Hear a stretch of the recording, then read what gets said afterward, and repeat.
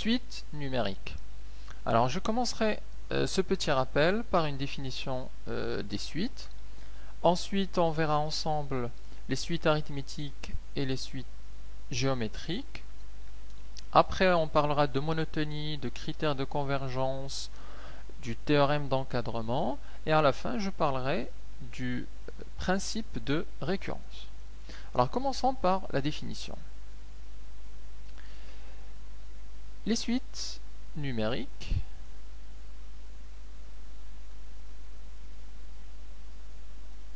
sont des fonctions d'un type simple,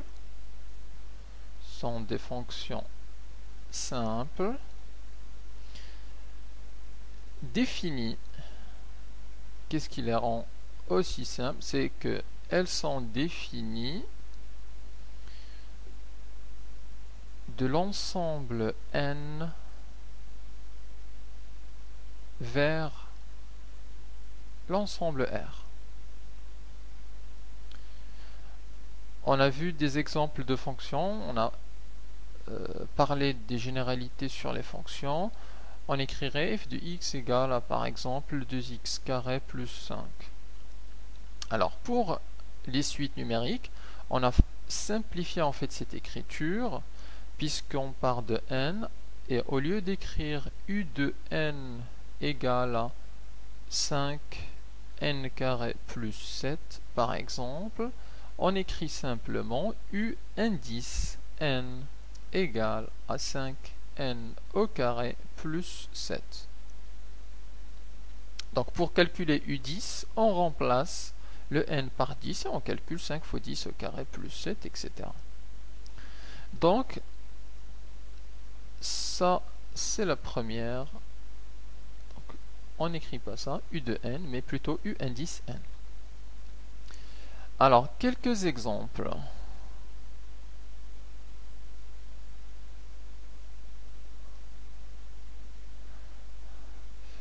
Je prends l'exemple de un égale à 4 facteur de n au carré plus 3n. Et je prendrai un deuxième exemple avec une suite définie par récurrence, où u0 égale à 4 et un plus 1 égale à racine de un plus 7. Alors, on va faire quelques petits calculs. Donc, par exemple, calculer le premier terme à partir de là, u0. Donc, il suffit de remplacer le n par 0 dans cette écriture, ce qui donne 4 fois 0 au carré plus 3 fois 0. Donc, ça donne 0. On peut calculer u1, 4 fois 1 au carré plus 3 fois 1. Alors 3 fois 1 ça fait 3, plus 1, 4, 4 fois 4 ça fait 16. On peut pareil faire le calcul du terme U 2011. Auquel cas, il suffit simplement de remplacer le n ici par 2011. Donc j'écris simplement le calcul, mais vous êtes capable de le calculer avec une bonne calculatrice. Donc on a le U 2011, on peut le calculer facilement. Regardons maintenant la deuxième suite. Alors cette suite-là, elle est définie par récurrence, c'est-à-dire que un plus 1 est écrit en fonction de un. On nous a donné u0 égale à 4. On peut donc calculer par exemple u1. J'ai noté, là j'ai calculé ça, ça et ça. Donc ici, je vais calculer u1. Donc pour calculer U1, je dois utiliser cette égalité de récurrence. Et en l'occurrence, il faut que je prenne ici n égale 0. Pour avoir, c'est U indice 0 plus 1 qui est égal à U1. Et on remplace ici le n par 0. Comme on a fait ici, n par 0. Ici aussi, on doit remplacer par 0. Donc U0 plus 7.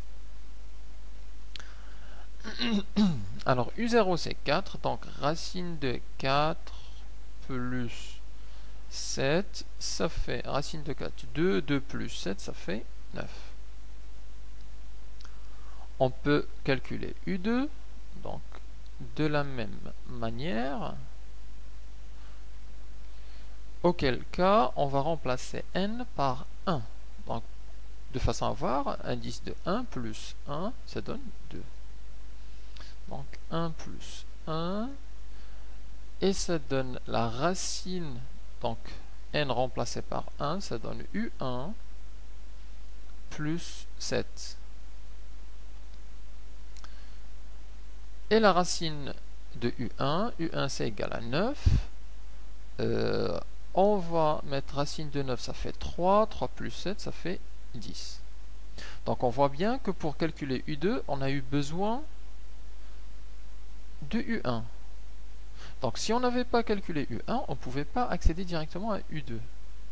Donc c'est cette nécessité d'avoir le terme juste avant pour calculer le terme n qu'on appelle la définition par récurrence. Par exemple, admettons que je vais calculer U 2020 avec la suite est définie par récurrence. Donc si j'applique ma relation, ça va donner la racine de U. Ça c'est UN plus 1. Donc là ça va être le rang inférieur de 1, c'est-à-dire U 2019 plus 7. Or là, il y a un problème, puisque le U de 2019, je ne le connais pas. Et il faut le calculer avant de trouver U 2020. Si j'écris U 2019,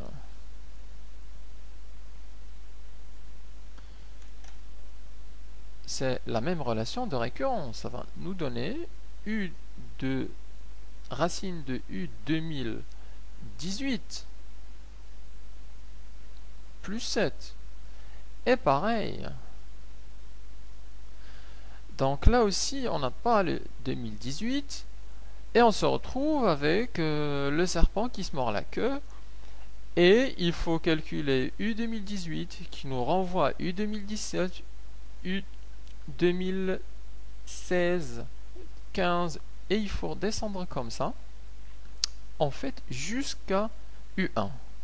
Et repartir U0, U1, U2, U3, U4, U5, U6, U7, U10, U100, U1000, U2000, U2017, U2018.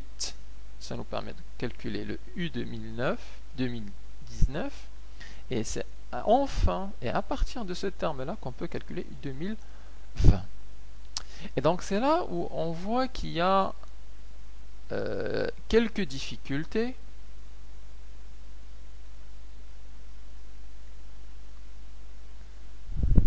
Pour ce type de suite.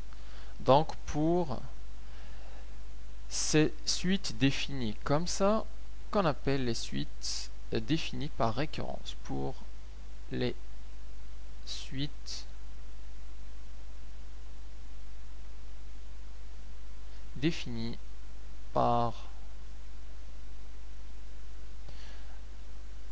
récurrence.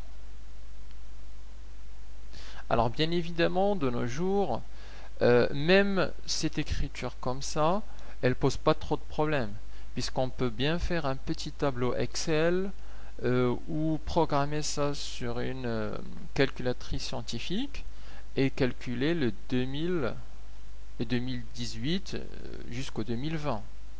Mais imaginons qu'on demande eu 2 milliards 255 000 milliards de 555 000 milliards de etc. Vous voyez bien que ça prendrait un temps énorme à calculer, alors que si on avait une écriture, une définition comme ça, en fait ça va être tout de suite. Tout ça pour dire que les suites numériques, en fait, elles sont définies de deux façons, peuvent être définies de deux façons différentes.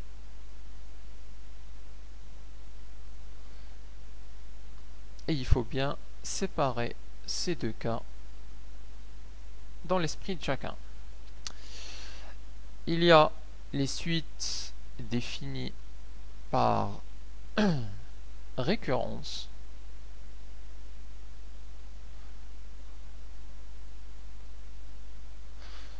définies par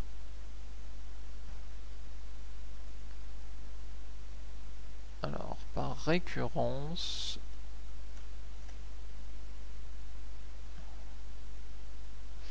et il y a les suites définies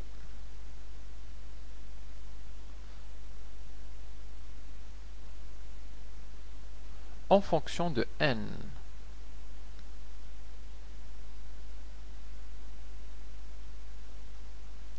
Que je paierai aussi définies par fonction, soit en fonction de n ou par une fonction.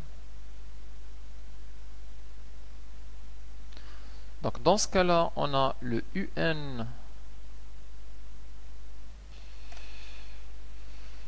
Lorsque c'est défini en fonction de n, on a un, c'est une fonction de n directement. Et lorsque c'est défini par récurrence, on doit donner le premier terme et ensuite le un plus 1 qui est fonction de un. Et on a bien vu les deux exemples. Cette suite est définie en fonction de n, simplement. Celle-là, elle est définie par récurrence. Alors, une fois qu'on a bien compris cette distinction, on peut passer à des suites basiques